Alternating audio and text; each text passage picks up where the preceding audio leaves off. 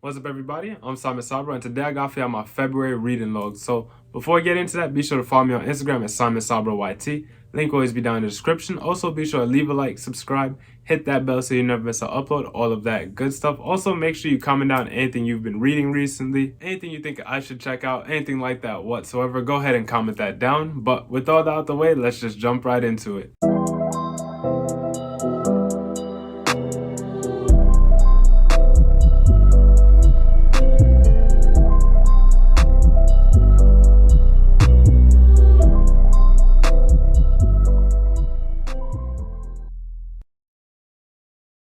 Alright, so I didn't really read much different series, but the one we are kind of going to start out with, and it's in the thumbnail, but Oshi No Ko, and this manga was amazing to read. Hopefully the glare isn't too bad, but this manga was amazing. Like I said, it is by the creator of Kaguya-sama Love is War.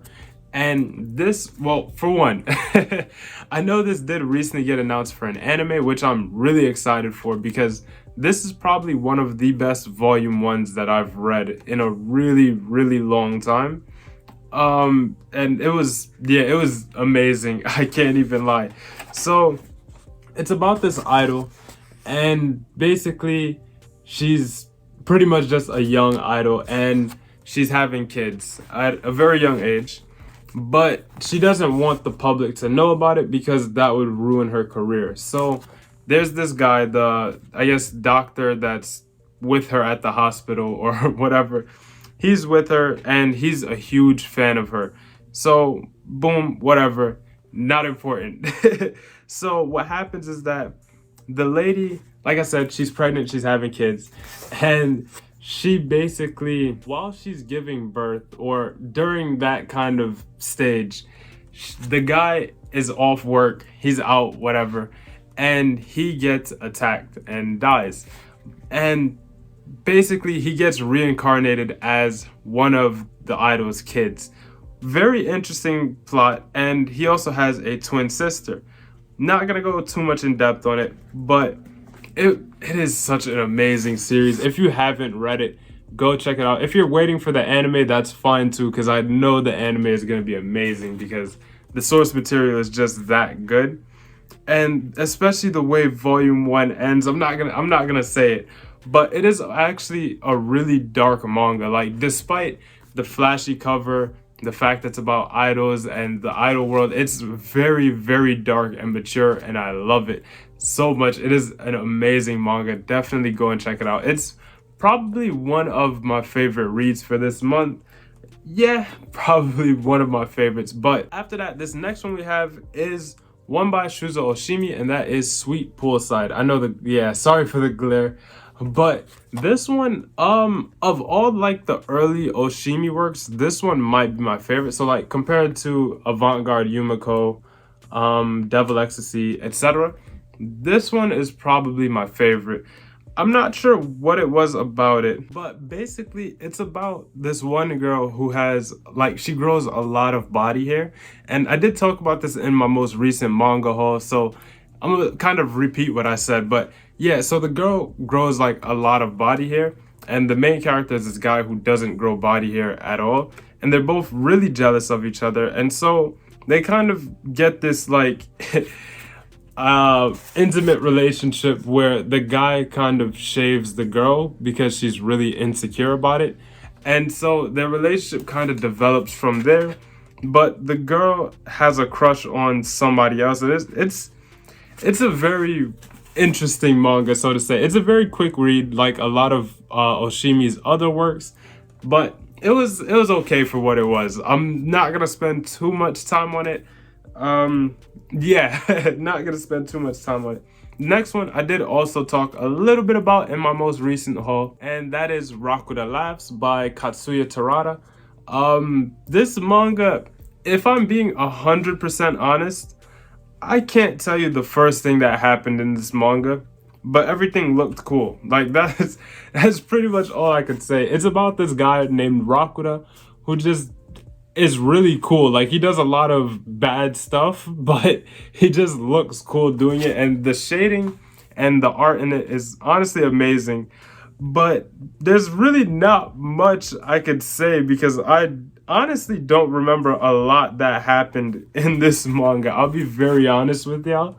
But if you have read it, comment down how did you feel about it, because I I enjoyed it, but I don't really know what is, the plot or anything like that. And I don't honestly, I really don't know what to say. But for what it was, it is pretty cool. Um, there's a couple of pages in here that I just cannot show. Yeah, but if you know, you know. If you know, you know. But that's Rockwood Laughs. Like I said, I can't really talk too much about it. And I'm also trying to keep the video a little bit short because the last manga on here I kind of want to go a bit more in depth on. But the second to last manga, or not really manga, it's more of like, I guess, I don't want to call it comic book, or I guess visual novel. I honestly don't know what's a graphic novel, I think is the best word. And that is Heartstoppers by Alice Oseman. Okay, yeah, close enough. But this is a BL manga, or a graphic novel, I'm sorry. And I've only read the first volume, or first book, I'm not sure what it's properly called. But this book was actually a lot better than I kind of thought it would be. I think the art style in it isn't really anything, special.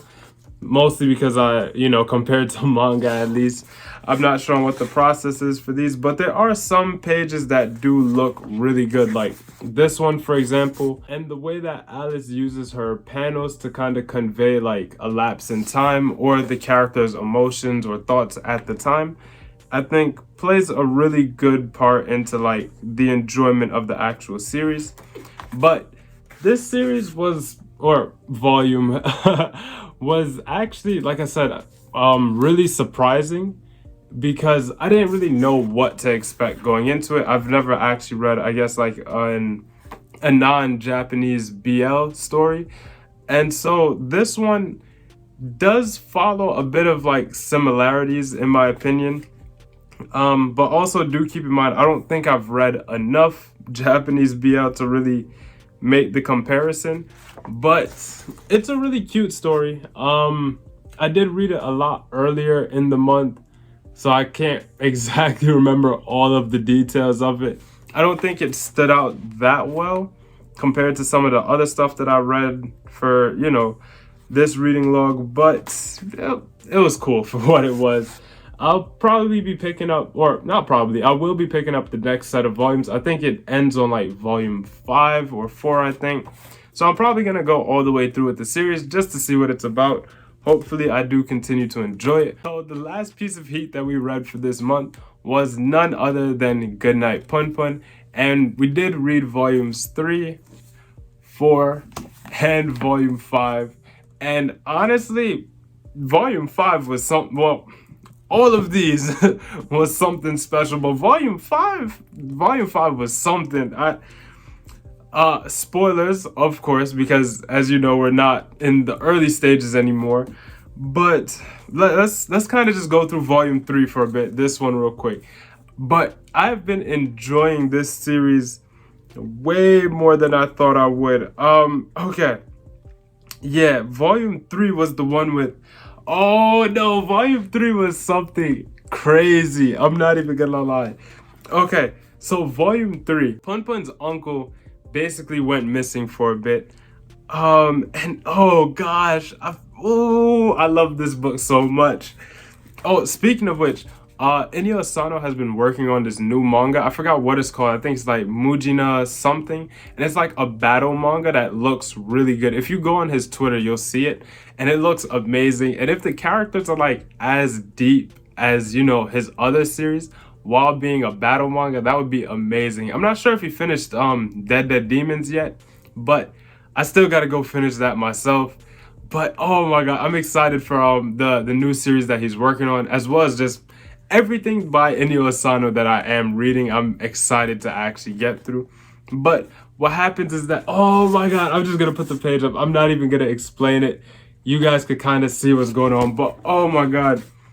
Anyways, not the most important part. The more important part is just Punpun's development, or I guess maybe transgression would be the better word, where Punpun's just kind of mental decline. I want to find the exact panel because if I show it, I'm sure everybody knows which panel I'm talking about. If I can't find it in like a reasonable time. Oh, and I forgot. I don't know if she was introduced in the first 2 volumes yet, but there's this one character that got introduced, and she's like really, really cool. I think she's one of probably my favorite characters. And it's this girl right here. You could, well, either one, but this girl right here, she's probably one of my favorite characters as of right now.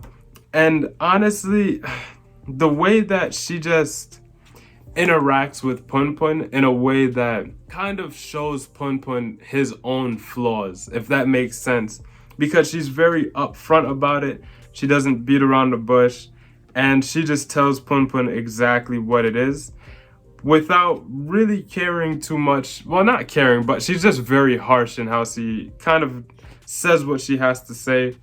And yeah, just Punpun's, you can kind of see like Punpun's like a triangle here, which is very different from his usual form.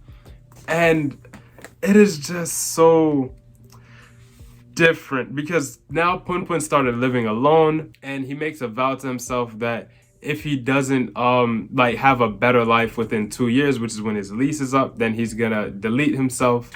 And it is so dark. Like, I don't know what to say. This manga has just been phenomenal as usual. Of course, the art in here is something special. I don't think I need to say that part. And I know I'm kind of just like gushing about it as opposed to talking about like every detailed thing that's happened in it. But that's just how much fun I am having reading this manga. And in volume 5, Punpun meets Aiko again, or Meiko. I always forget her actual name. I think Aiko. And it's like, oh my god. Because what happens is Punpun kind of gets the idea of he's gonna stop living as Punpun and just live as someone else. So he creates this whole persona, or rather copies someone else's identity and decides to live like that. And then he meets Aiko, and it's just, oh, it's so good. I love this manga. And if I could find like the panel, and I'm really like sitting here searching for it. Like I said, if I don't see it, I'll kind of just put a picture of it up on screen. Okay, so this isn't the exact panel I was thinking of, but remember how I said Punpun runs into Aiko? This is what the interaction looked like, and it was, when I saw this, I just busted out laughing. I was like, oh my god, what's gonna happen next, you know?